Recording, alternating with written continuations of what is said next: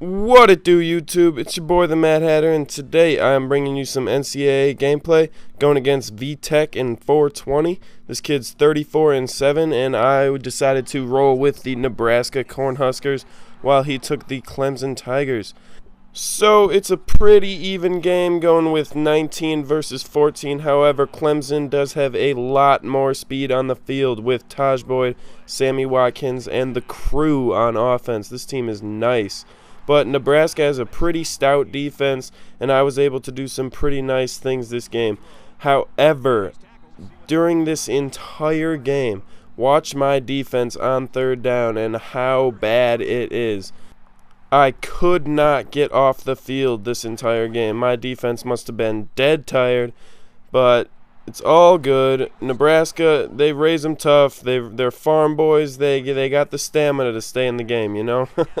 But no. So this game, I am actually running with the Michigan State playbook. I am running a lot of cluster, which a lot of people run. I hadn't really run it up to this point. I thought I would just try it out as Taylor Martinez fumbles right there, which is really unfortunate. And right here I started to notice, this offense this guy's running looks pretty familiar. And it was actually, he was running wing offset weak, which I made a little scheme out of, which got quite a few views. I don't know if this guy saw the video, but the wing offset weak was definitely working against me. I mean, I don't know how to stop it. I know how to slow it down, but there's no way to stop it. And there's no way to stop really anything if your opponent's a good player. But look at that dot right there. He's not known for his arm, but that was a dot to the back of the end zone. Man, that was a good throw. But here we go. Look, third down. Actually, 4th and inches. Here I cannot get off the field. I knew the toss was coming, and I still cannot stop it. And it is not okay to leave Sammy Watkins in one-on-one coverage. I learned that right there. Didn't happen the rest of the game, I don't think, but you'll have to stick around to see. And here I start running this play everyone's talking about this year, verticals. It's been real popular in the game previous years, but this year it has different reads, and it's a really effective play just like every year. That's one thing that annoys me about, as he gets a pretty nasty pick right there. But yeah, one thing that annoys me is that the money plays and good plays in the game seem to be the same every year. It wouldn't be so annoying if I didn't play online so much and just constantly see the same stuff run year in and year out. But, you know, I guess it's just something you have to deal with playing the game, and hopefully they will continue to come up with new plays and we will be able to see some new concepts on offense. That'd be really sweet. So now to get to the gameplay, I'm actually getting my ass kicked right here. He's beating me down pretty good. He's up 2 possessions and he's looking to score here right before halftime. And as you can see, it's a third down, but you know, my defense can't do anything on third down. Fits it in between 3 guys because, you know, why the hell not? But right there, gets a nice little hitch route. And he goes up 3 possessions. At this point, I need a score before halftime, because if I'm down 3 possessions going into half, even if I do get the ball, I will not be able to come back, especially with the chew clock and conservative tempo in this game. But I see the user there.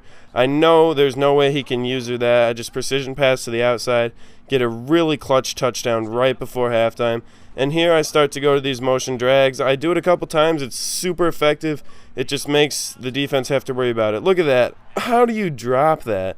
I mean, you're wide open and you drop a streak that would have been at least 40 yards, if not a touchdown, you know? But, you know, it's okay. We can go right back to it. Hit Allen up for the touchdown. This dude is fast. This dude is a beast. Speed kills again on this game. There we go. We cannot leave Sammy Watkins one-on-one. We go and swat that down. Should have probably had a pick, but yet again, guess what? It's third down. He picks up the first down. That seems to be a recurring theme in this game. Here we go. One more third down. See if I can stop him, and he hits the corner route to Sammy Watkins. But if you guys haven't checked out my Madden 13 demo first impressions video, there will be a link to it in the description along with an annotation right now on the screen. So if you guys want to see some Seattle Seahawks in action and see my opinions on the game, just head over to that video and check it out.